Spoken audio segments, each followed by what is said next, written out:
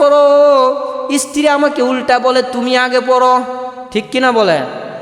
তুমি আগে নামাজ পড়ো, নামাজ ধরো, দাড়ি রাখো, সুন্নতি লেবাসগুলো শরীরের ভেতরে লাগাও, তারপরে আমাকে নামাজের তাকিদ দেওয়ার জন্য আসো। আমরা তো এমন স্বামী হয়ে গেছি, ওই যে বাজারের ভেতরে বাজার করার জন্য পাঠায়া দেই, ওই যে রাস্তাঘাটের ভেতরে ঘাস কাটার জন্য পাঠায়া দেই, খড়ি নেওয়ার জন্য পাঠায়া দেই, বিভিন্ন কাজের ভেতরে আপনার আমার স্ত্রীদেরকে পাঠায়া দেই। যদি সে না যেতে চায় তাহলে তাদের সাথে গন্ডগোল করি কি করি না? এটা হচ্ছে 1 নাম্বার শাখা। তাহলে বুঝে রাখেন, আপনার আমার স্ত্রীদেরকে পর্দা করাতে হবে। 2 নাম্বার শাখা সম্পর্কে বিশ্বনবী আমার সুন্দর করে বলেছেন, রাস্তার ভেতরে সবচাইতে আল্লাহ রসুল সাল্লাল্লাহু আলাইহি ওয়াসাল্লামকে যখন নবুয়ত্ব দেওয়া হয়, সর্বপ্রথম আল্লাহ নবীর সামনে জিবরাইল আলাইহিস সালাতু ওয়াস সালাম আসছিলেন। প্রথম দিন নবুয়ত্ব দান করার প্রথম দিন ফেরেশতা আল্লাহ নবীর সামনে এসে দাঁড়িয়ে গেছে, বিশাল দেহ। এরকম দেহ আল্লাহ নবী পৃথিবীর বুকে কোথাও দেখে নাই। যখন বিশ্বনবী এরকম যাচ্ছিলেন রাস্তা দিয়ে, হঠাৎ করে আসমানের উপর থেকে বিশাল দেহ আল্লাহ ডাকতেছে, হে মুহাম্মদ, আনা মুহাম্মদুল আলা, তুমি আমার দিকে তাকাও, উপরের দিকে তাকাও। বিশ্বনবী আমার উপরের দিকে যখন তাকিয়েছেন, বিশাল দেহওয়ালা একটা মানুষকে দেখা যায়, বিশাল দেহওয়ালা।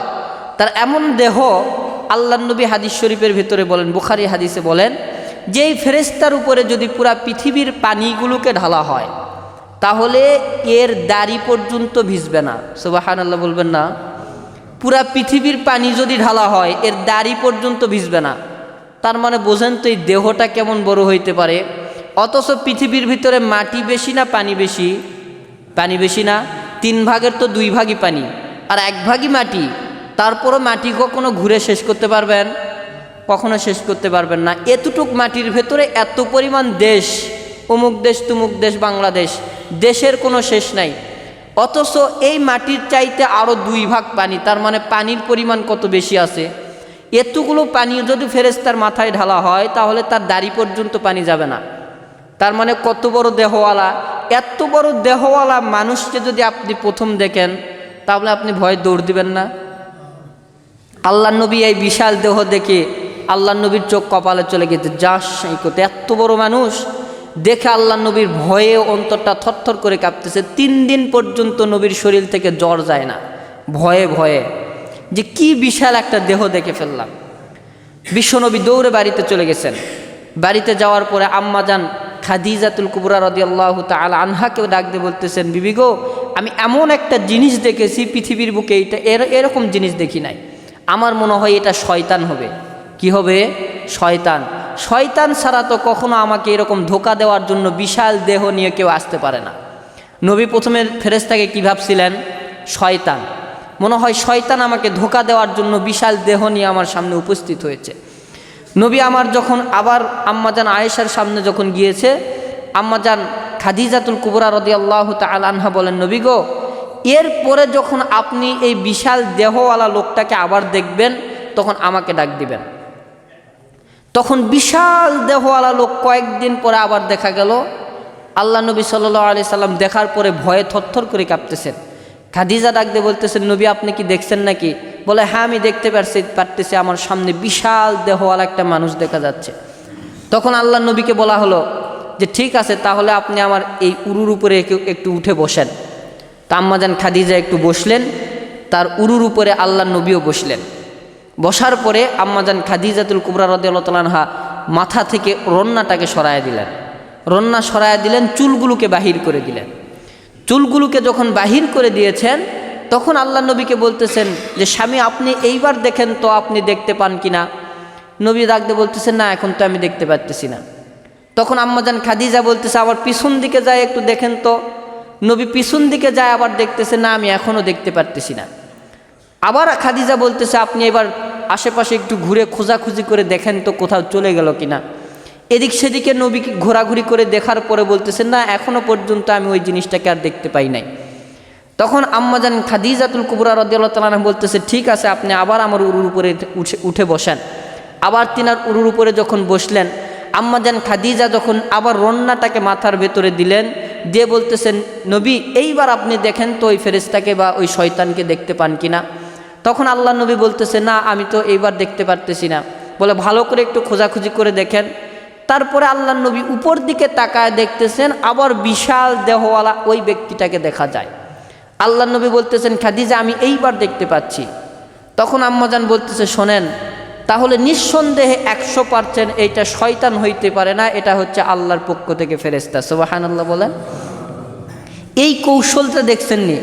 আম্মাজান খাদিজা বলেন যে নবী, শয়তান কখনো নারীদের চুল দেখে পলায়ন করে না।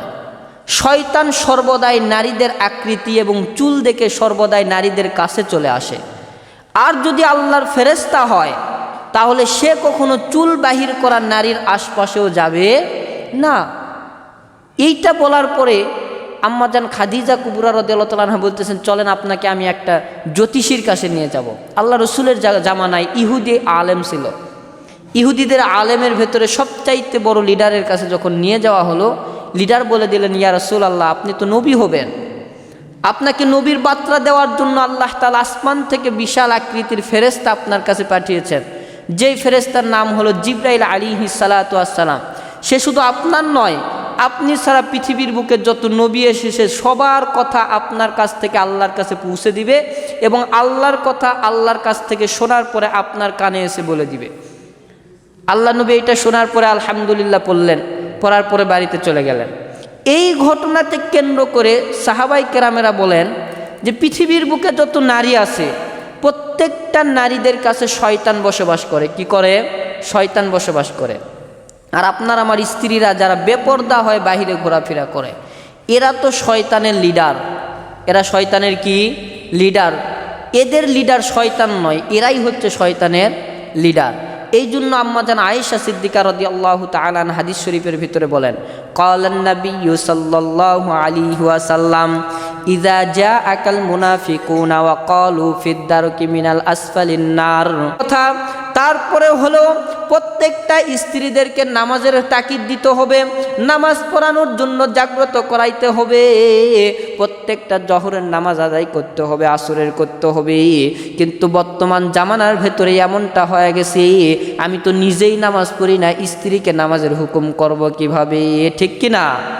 আমি তো নিজেই নামাজ পড়ি না, স্ত্রীকে কেমনে নামাজের হুকুম করব?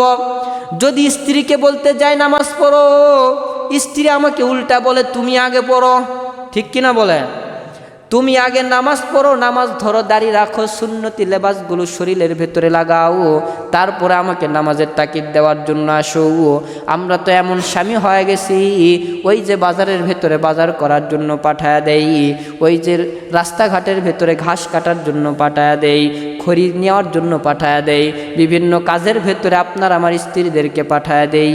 যদি সে না যেতে চায় তাহলে তাদের সাথে গন্ডগোল করি কি করি না? এটা হচ্ছে 1 নাম্বার শাখা। তাহলে বুঝে রাখেন, আপনার আমার স্ত্রীদেরকে পর্দা করাতে হবে। 2 নাম্বার শাখা সম্পর্কে বিশ্বনবী আমার সুন্দর করে বলেছেন, রাস্তার ভেতরে সবচাইতে যদি কোনো জিনিস পড়ে থাকে, এই জিনিসটা যদি কোনো মানুষকে কষ্ট দেয়, তাহলে এই জিনিসটাকে সরে রাখা এটা হচ্ছে মুসলমানদের জন্য সওয়াবের কাজ। সুবহানাল্লাহ বলেন। তাহলে রাস্তাতে কোনো জিনিস থাকলে সেই জিনিসকে ফালানোর দায়িত্ব কার? জোরে বলেন। আপনার আমার। কিন্তু আমরা রাস্তাতে যদি কোনো জিনিস পড়ে থাকে তাহলে তার সাইড দিয়ে চলে যাই, কিন্তু কাঁটাটাকে আমরা কখনো ফালায়া দেই না। অথবা একটা ইট যদি থাকে অথবা একটা কোনো জিনিস যদি থাকে যেটা মানুষকে ব্যথা দিবে, এই জিনিসটাকে কখনো আমরা রাস্তা থেকে ফালায়া দেই না।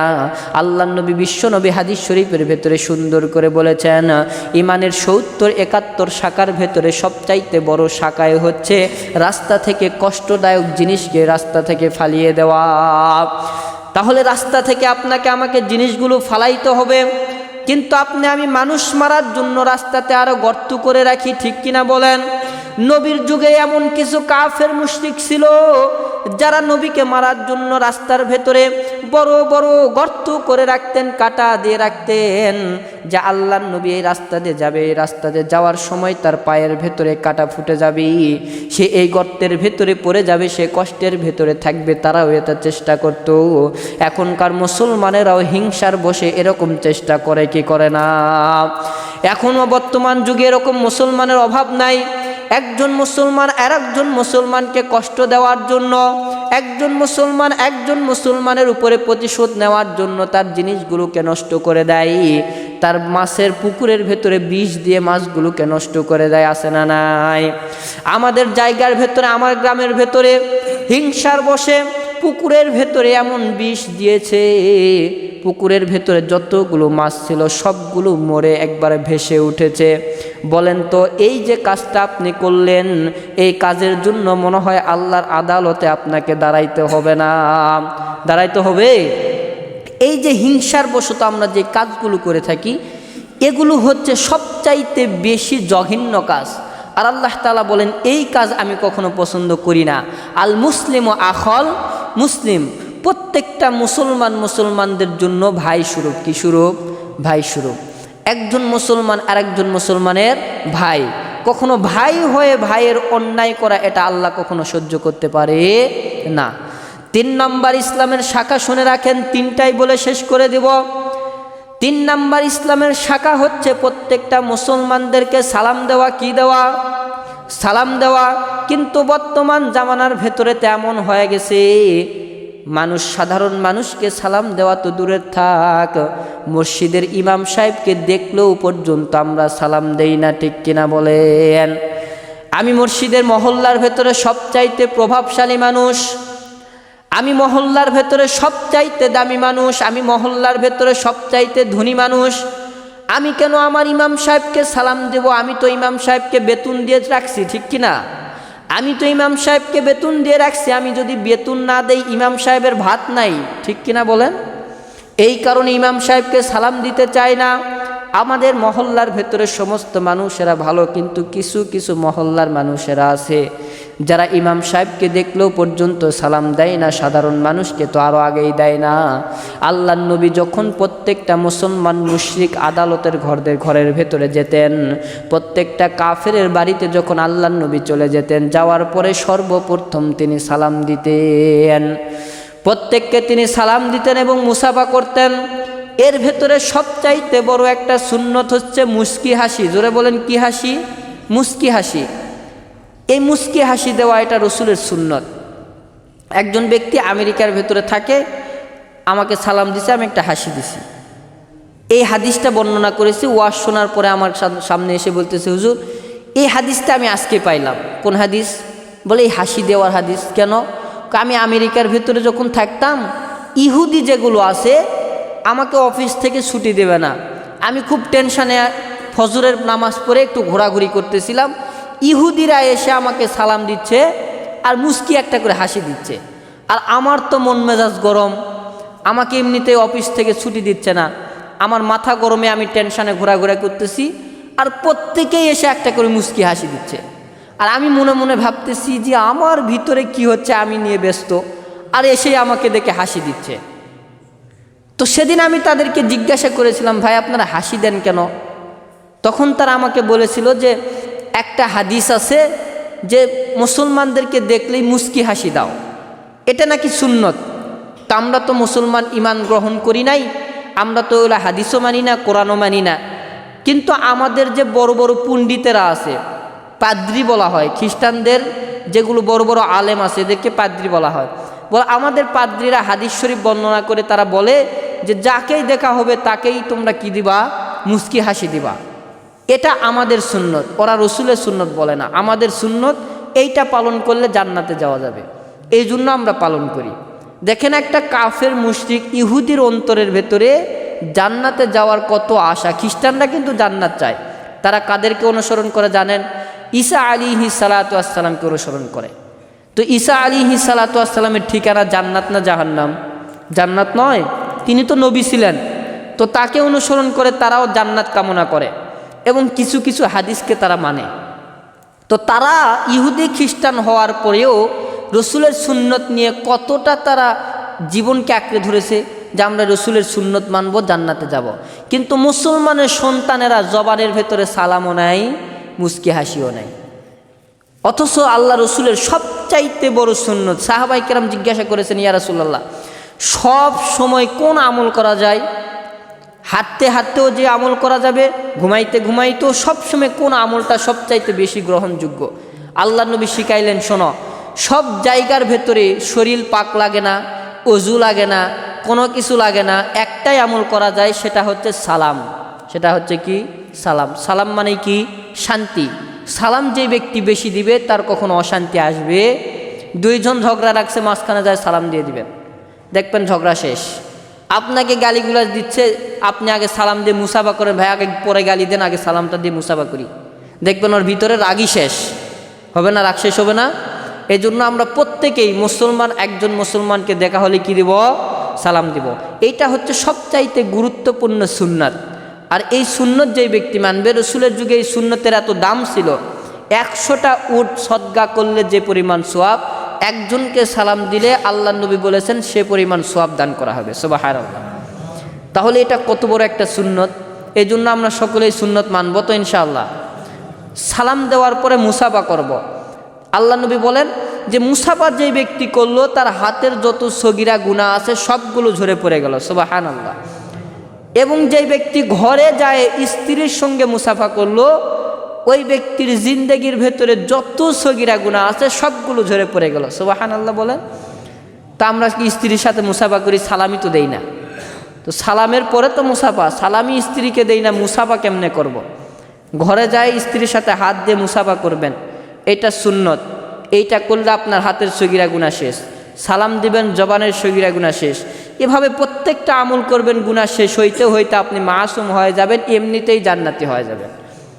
আল্লাহ তাআলা আমাদেরকে এই 71টি শাখার ভেতরে কয়টি বলা হয়েছে? 3টি। এই 3টি মানা যাবে তো ইনশাআল্লাহ। সহজ, সবচাইতে সহজ যেই শাখাগুলি, এগুলি বলা হয়েছে, আপনার আমার মানার জন্য কোনো কঠিন নয়। তো এগুলো আমরা মানার চেষ্টা করব। বাদ বাকি শাখার পরের জুমায় আলোচনা করা হবে ইনশাআল্লাহ। আল্লাহ তাআলা আমাদের সবাইকে এই 3টি শাখার উপরে আমল করার তৌফিক দান করুক। সকলে বলি আল্লাহুম্মা আমিন। ওয়া আখিরু দাওয়ানা আলহামদুলিল্লাহি রাব্বিল আলামিন। যারা সুন্নত নামাজ পড়েনি সকলে সুন্নত নামাজ আদায় করে নিন।